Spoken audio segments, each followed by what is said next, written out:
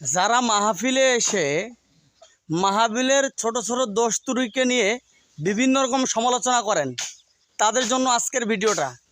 ভাই আপনারা জানেন একটা মাহফিল করতে গেলে কি পরিমাণ কষ্ট করতে হয়।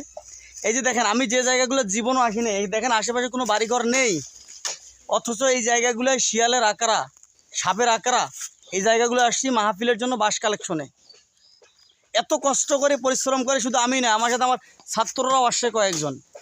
আমরা হুজুর ছাত্র বাঁশ কালেকশন করতেছি, এরপরও সবাই যে ভালো কথা বলে তা কিন্তু না, সবাই যে হুজুর বলে সম্মান করে এমনটা নয়। যারা দিবে না বিভিন্ন রকম টেরাটারি কথাও বলে। এই যে এখানে আশেপাশে অনেক যোগ রয়েছে, যোগকে প্রচুর পরিমাণে ভয় পাই আমি, এরপরও ভয়কে জয় করে মাহফিলে কাজ করতেছি। এরপরও দেখবেন যে ছোট ছোট দোষ ত্রুটিগুলোকে কেন্দ্র করে কিছু শ্রোতা রয়েছে যারা বিভিন্ন রকম সমালোচনা করে। তাদের কাছে আল্লাহর ওয়াস্তে আমি বলবো, ভাই আপনারা এই বিষয়গুলো নিয়ে কখনোই সমালোচনা করবেন না। কেন জানেন?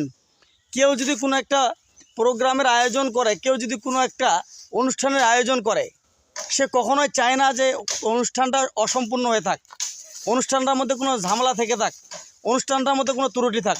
সে পর্যাপ্ত পরিমাণ চেষ্টা করে অনুষ্ঠানটা সুন্দর করার, কিন্তু ভাগ্যদোষে ঘটনাক্রমে দুই চারটা ছোট ছোট ইস্যু থেকে যায়। এই জন্য ভাই কেউ অন্যরকম মন্তব্য করবেন না। ভিডিওটা অবশ্যই শেয়ার করবেন, সবাই একটা গঠনমূলক কমেন্ট করবেন।